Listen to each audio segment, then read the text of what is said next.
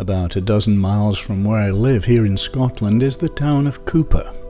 The tallest structure there is a 60-metre high concrete silo, originally built in 1964 as a storage facility for the adjoining sugar beet factory. Now empty, the Cooper silo was the site of an experiment in 2014 which sought to explore an outstanding property of the building. The cavernous interior has an extraordinarily long reverberation time of 36.5 seconds.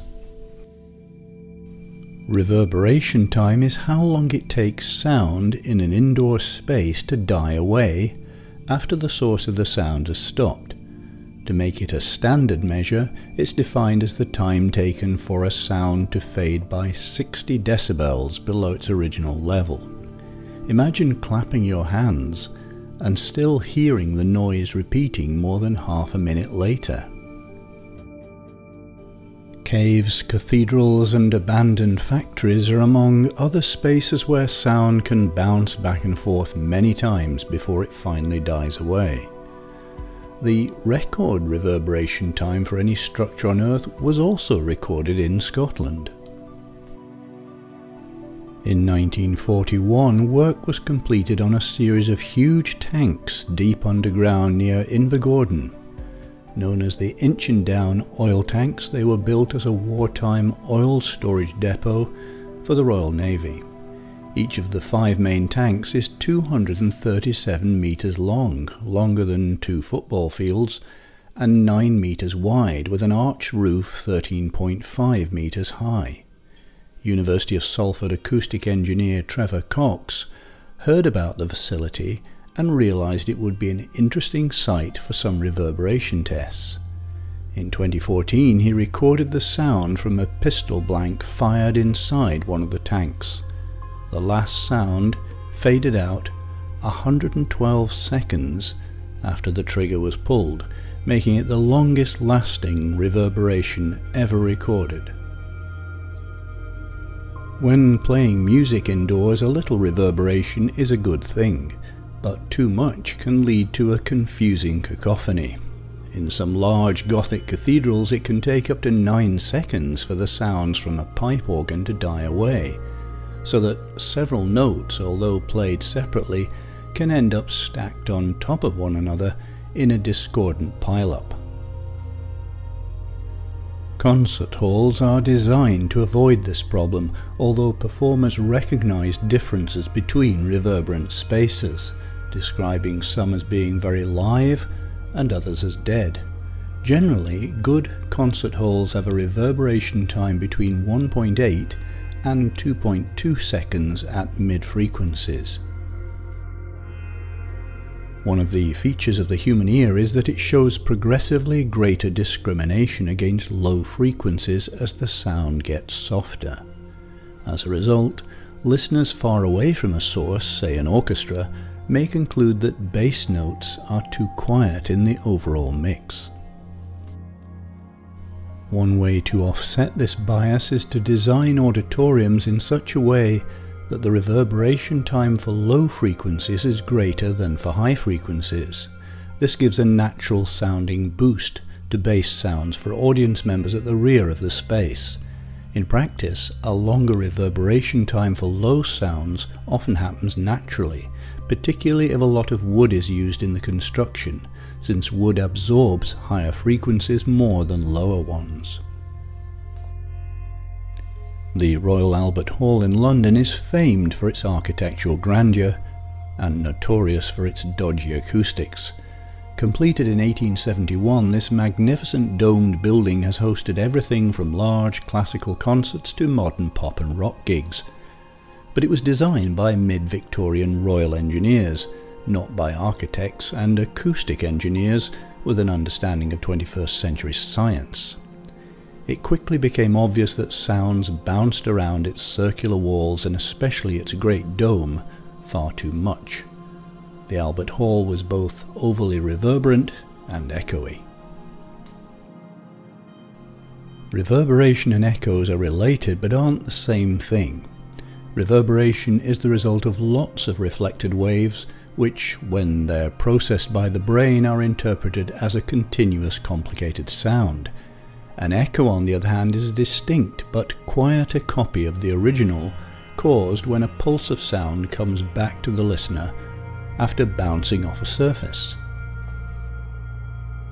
If there's a delay of more than 50 milliseconds between the first and the second sound reaching the ear, then they'll be perceived by the brain as separate rather than as one extended event.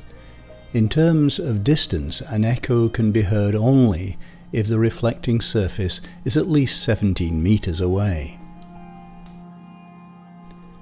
From the very first concert, it was clear that the Albert Hall had a problem.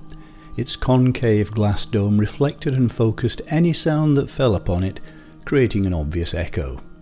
A joke began to circulate that the venue was the only place where a composer could be sure of hearing their work played at least twice. In the century and a half since, numerous efforts have been made to improve the acoustical performance. Most recently, between 2017 and 2019, more than £2 million was spent on a major renovation, including a computer-designed sound system that can adjust the level of reverberation and echo perceived by different sections of the audience. 15 kilometers of cable were needed to connect the many new speakers that were installed. While laying cables below the original flooring, some interesting artifacts were unearthed. Among them, a 19th century beer bottle, probably discarded by a worker during the building of the hall. Another famous domed London landmark has its own acoustic peculiarity. I'm one of many people who visited the Whispering Gallery, a circular walkway at the base of the dome 30 metres above the crossing of the nave of St Paul's Cathedral. The architect, Sir Christopher Wren, hadn't intended to create a sonic talking point, literally or metaphorically, when he designed the structure, but the gallery quickly became a fashionable meeting place after the consecration of St Paul's in 1708, with the discovery that by whispering along the curved wall, your words can be heard by someone with their ear to any other part of the wall, even if they're on the opposite side of the walkway, more than 33 meters away. The correct explanation of the phenomenon was provided by physicist Lord Rayleigh in 1878. Whispering gallery waves, Rayleigh realized, are best generated by someone whispering along the curving wall rather than into it. The sound then travels along a series of straight-line paths of the round gallery. By clinging to the walls in this way, the sound falls away in intensity only as 1 over the distance, rather than as 1 over the square of the distance in the case of sound which spreads out in all directions. This gentler drop-off accounts for why whispers are audible all the way round the gallery. Echoes are common both inside buildings and in the natural world. Anywhere that a wall made of rock or some hard artificial material some distance away provides a reflecting surface will create the effect. The Grand Canyon in Arizona and Echo Point Lookout near Katoomba in the Blue Mountains, Australia, are classic examples. Not all effects associated with reverberation and echoes have been properly explained.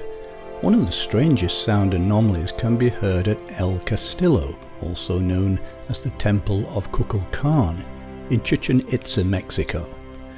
Built by the Mayans between the 9th and 12th centuries, this Mesoamerican step pyramid is part of a larger complex that includes a ball court, temples and other buildings.